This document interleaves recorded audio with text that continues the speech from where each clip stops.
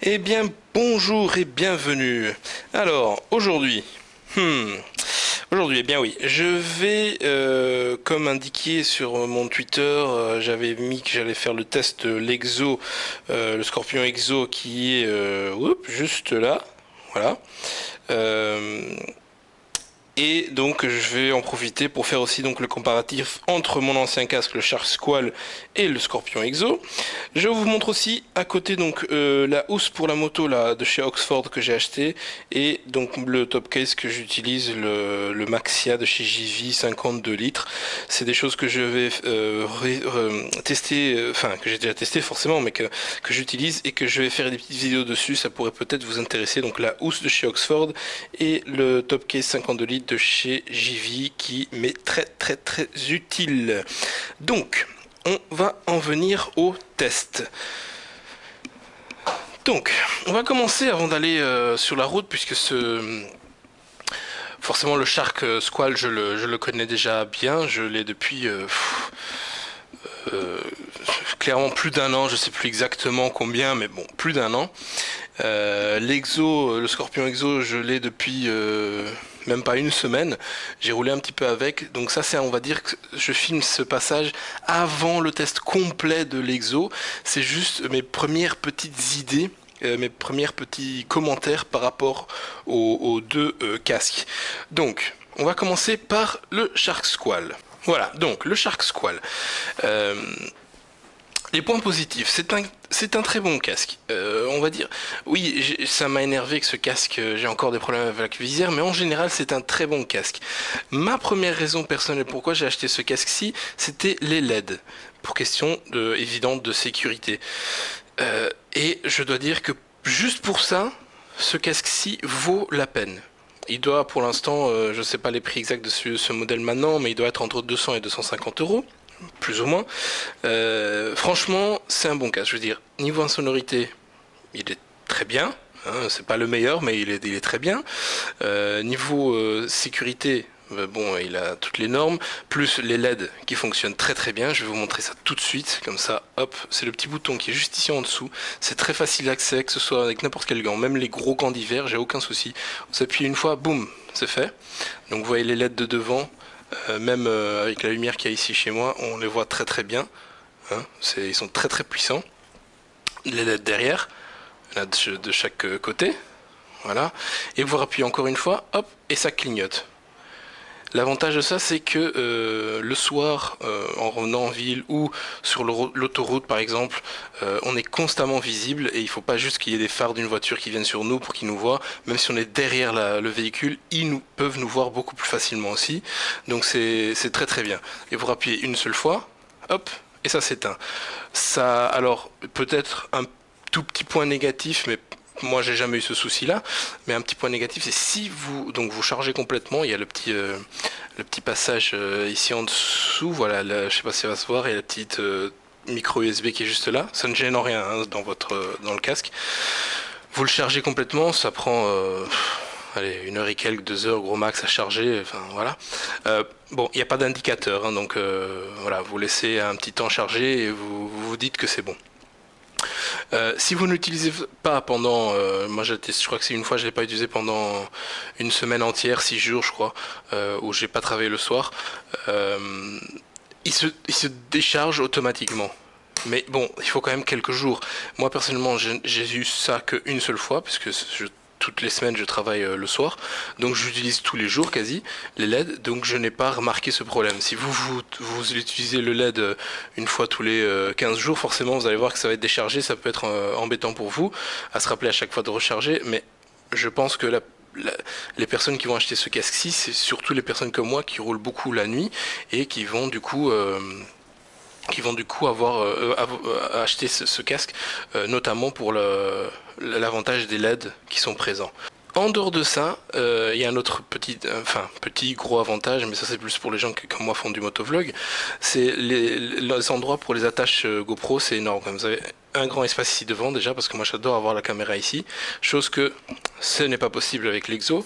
Tout l'espace ici, c'est lisse et vous pouvez attacher de l'attache, tout ici derrière, et bien sûr idem de l'autre côté. c'est super simple pour faire des attaches. Bon, j'en ai mis ici, mais ça sert à rien. Et, par contre, sur l'Exo, c'est différent. Vous pouvez mettre bien sûr ici au-dessus.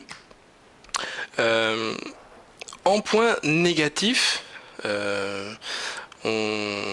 ah pardon, et j'ai oublié aussi de dire que bien, il vient pour le prix auquel il est affiché, donc 200-250 euros.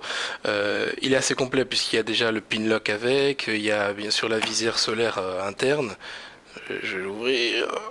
Ouah, c'est très fort ce système. La visière solaire interne, voilà, donc c'est très très bien pour le prix. J'en viens donc pardon au point négatif. On va commencer par les petits. C'est du peu que j'ai pu comparer et tester l'Exo, le Scorpion Exo 500 qui est là. Ces deux ouvertures ici d'aération plus celle-ci sont beaucoup plus efficaces que celle du Shark Squall. Il y en a donc une ici, là c'est fermé, hop, là c'est ouvert. Donc il y a une ouverture ici pour l'aération et une autre ici. Vous appuyez là et là c'est ouvert. Donc déjà là il faut qu'il rentre comme ça par le dessus. Hein. Donc là pour moi ça ouvert ou fermé, je ne sens pas la différence. Et ici, je pensais avoir du vent, mais comparé à celui-là, c'est rien à voir. Ici, je ne sens aucun vent sur la tête, alors que sur l'Exo, avec les 12 ouvertures ici, on sent vraiment de l'air passé qui passe le long de la tête ici. C'est fort agréable, surtout quand l'été arrive maintenant. Puis l'hiver, si vous avez froid, bon, vous refermez, c'est pas, voilà, hein, faut pas être bête. Le deuxième point négatif, pardon, c'est que bien qu'ils soient un petit peu, on va dire entre guillemets, design avec ces formes un peu comme ça, ces plastiques ici, je sais pas si ça va se voir, mais ils se détachent un peu au fur du temps. C'est rien de grave, ils vont pas sortir. Hein. Celui-ci, j'ai jamais dû le coller ni quoi que ce soit. Mais voilà, je peux mettre mon ongle en dessous et voilà, ça peut se détacher avec de plus longues années, quoi. Pour un casque, c'est dommage. Ici, ça va, mais bon, c'est surtout les deux angles là. Le plus gros point négatif, c'est cette visière. Et c'est ça qui me fait encore une fois changer. J'avais eu dans ma première vidéo par rapport au Shark Squall, j'avais parlé de ça. J'ai dû changer la visière parce que la tâche ici s'est cassée. Et qu'est-ce qui s'est passé? Elle s'est encore cassée il y a plus ou moins 2 semaines. Elle s'est encore cassée aux mêmes endroits. Je crois que l'autre fois c'était de l'autre côté, cette fois c'est de ce côté-ci. Ça se fissure. Ici en haut, ça va pas se voir à la caméra, mais ça se fissure ici. Ce qui fait que quand on ouvre maintenant, on va essayer d'ouvrir les kits. On ouvre maintenant. Et le casque, voilà, il se détache petit à petit. Vous voyez, il se détache tout seul. Vous voyez, regardez. Et là, en haut, il y a une fissure là.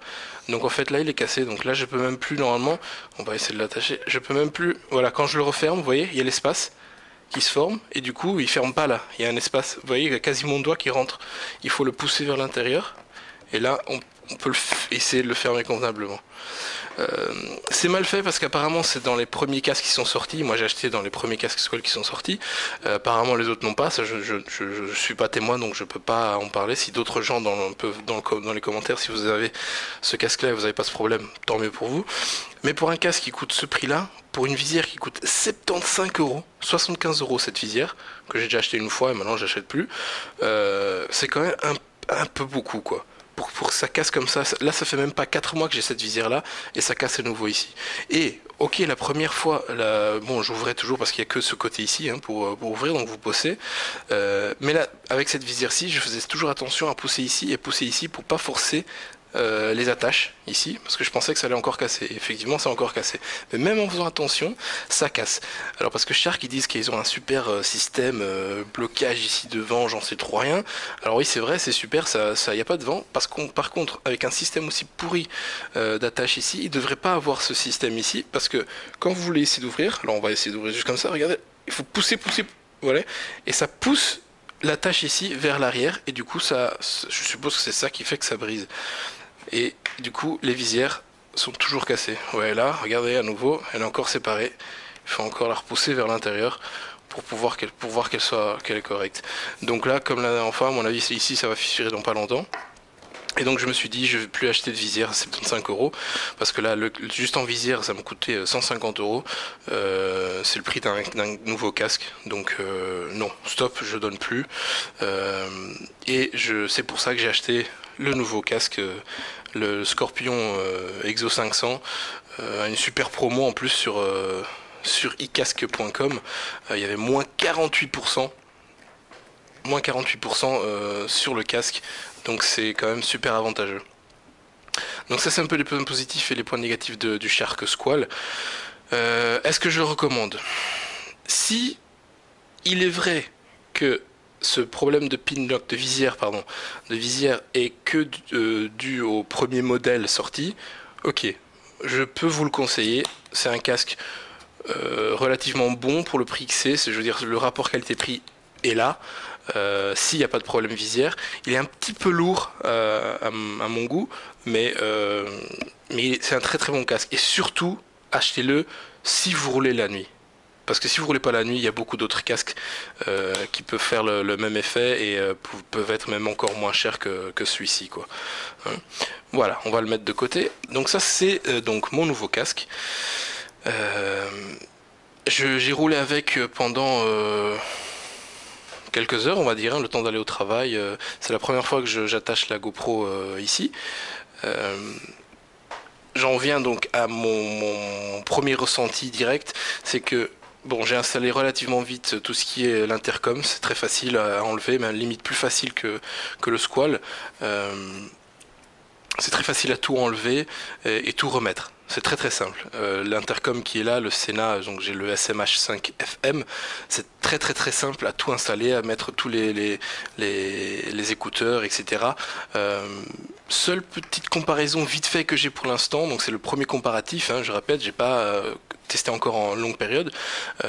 J'ai l'impression qu'il y a moins de couches de coussins au niveau des oreilles ici, ce qui fait que le Sena, je dois le mettre, je sais pas comment vous dire, mais il y a un peu plus de crépitement au niveau des écouteurs du Sena ici que dans le Shark Squall. Mais sinon, on entend parfaitement, c'est super facile à mettre, très très bien. Euh, Mon premier problème que j'ai eu avec celui-ci, c'est comme je disais par rapport au Shark Squall, c'est que celui-ci c'est très difficile si vous voulez attacher une GoPro, quoi. C'est vraiment super compliqué. Pourquoi? À moins que vous vouliez la mettre ici. Alors c'est plat sans problème, mais bon, j'aime pas parce que je dois mettre le câble pour le micro, etc. Et puis j'aime pas la vue, c'est trop haut. Donc vous savez, moi j'aime bien la vue, c'est ici devant, mettre la caméra comme pour le Shark Squall devant. Mais ici c'est impossible. Pourquoi? Eh bien tout simplement parce que même si on laisse ça tout le temps fermé, il n'y a pas assez d'espace ici pour mettre une attache. Alors il faudrait couper l'attache 3M, mais si vous voulez quand même l'ouvrir parce que c'est l'été, il faut qu'elle soit vraiment petite. Imaginez, il faut qu'elle vienne d'ici à ici. C'est trop petit pour une attache chez GoPro, donc c'est pas. Et déjà, faut couper. Donc je ferai peut-être après, mais pour l'instant, je l'ai pas encore fait. Mais c'est très compliqué de le mettre devant. Et c'est impossible de les mettre ici. Pourquoi? Parce que ça va pas le voir, mais il y a une petite, il y a une petite, allez, il y a une petite, un petit design ici qui fait que la tâche ne peut pas se mettre. Elle se met pas ici. Et de toute façon, comme c'est de côté, je ne peux pas mettre une GoPro pointée vers l'avant comme ça ici. Donc mes solutions, c'était de les mettre à nouveau ici des côtés. Mais des côtés, il y a aussi ce problème qu'il y a l'aération d'ici qui sort par ici. Donc c'est pas droit. Il y a une petite descente ici, puis il y a cette sortie là, et puis à nouveau une plus grande ici, un petit relief. Donc ça devient très embêtant de mettre quelque chose ici, c'est pas possible. Donc il faut le rabattre encore plus en arrière, plus ou moins ici. Ce que j'ai fait de ce côté-ci. Euh, mais c'est fort compliqué parce que du coup, ça prend aussi l'attache qui est ici derrière pour le casque. Bref, c'est un point négatif, mais c'est minime parce que c'est pas ça qui va changer la qualité du casque. Le casque est très très bon, mais c'était embêtant pour les motovlogueurs pour ce casque-ci. Euh, donc je disais, l'aération de ce casque, il se fait ici par le haut, elle est très très bonne. Moi je trouve que c'est une très très bonne aération, fonctionne très très bien. Plus ici devant, qui fonctionne aussi très bien. Comparé au Shark Squall, le vent rentre bien droit, hein, et il doit pas aller par le haut et redescendre. Enfin bref, ici ça fonctionne bien, je le sens aussi le vent. Le système ici de la visière est beaucoup plus sécurisé que celui du Shark, est très facile à enlever, il suffit de tourner vers la droite et tout sort, et puis le replacer, c'est très simple. Ça vient aussi avec le Pinlock incolore. Vous avez d'autres visières bien sûr, hein, mais voilà, c'est celle avec laquelle ça vient. Je dois dire que j'ai l'impression qu'il taille un petit peu petit parce que j'ai mesuré ma tête, ça fait 59 cm de contour, et donc je devrais prendre le XL, puisque le XL c'est à 61-62, donc celui-ci, et je l'avais essayé exactement ce modèle mais en tout noir en magasin ici à Bruxelles avant de le commander pour être certain, et parfait, ça rentrait parfaitement bien, c'était très bien. Une fois ici, il est même très serré quand vous voulez mettre la tête dedans, c'est très très serré. Forcément, comme on sait très bien, tous les casques commencent il faut l'utiliser un petit peu pour que ça moule bien notre tête à l'intérieur, donc pas de problème. L'avantage encore plus de ce casque, c'est que il a ici en dessous, ça va se voir, bon il y a mes deux micros installés, mais vous voyez le petit rouge ici, en fait c'est une pompe, vous pompez ici, et ça va augmenter au niveau des joues ici, pour si jamais les mousses deviennent un peu trop usées, vous pouvez pomper ici, et ça resserre un peu plus, donc il y a moins de vent aussi qui rentre, etc. Et pour enlever, vous avez un petit bouton juste ici en dessous, vous appuyez, je sais pas si ça va s'entendre, mais une petite décompression, et ça enlève à nouveau tout l'air. Au niveau de la visière, il y a cette petite molette ici, cette petite gâchette ici, je sais pas si ça va se voir, qui fait que bon, là c'est en libre, vous pouvez monter et descendre la visière comme vous le souhaitez, mais vous voyez comparé au Shark ou à beaucoup de casques, normalement quand vous descendez, ça laisse un petit espace et après vous pouvez fermer. Celui-ci non, donc il y a ici, puis après, boum, ça ferme complètement. Donc aucune aération. Donc vous pouvez soit vous le remonter ici, hop, et ça bloque la visière avec une petite entrée d'air, hein, ça bloque, elle bouge plus. Ou alors, bien au contraire, vous pouvez pousser vers le bas et ça bloque la visière en position bien fermée pour l'autoroute par exemple. Et là, elle est bien fermée. Mais bon, moi je la bloque jamais, ça sert à rien, elle est déjà très bien fermée comme ceci. Voilà, et bien ça c'était pour la première petite vidéo sur ce casque-ci. Là maintenant je dois aller tester sur route pendant un petit temps quand même. Je vais pas vous faire un test, juste rouler une ou deux fois avec le casque et vous dire parfait, il est super. Donc je vais aller faire quelques petits parcours de l'autoroute, etc. Il a aussi la visière solaire, hein, pardon, j'ai oublié de dire.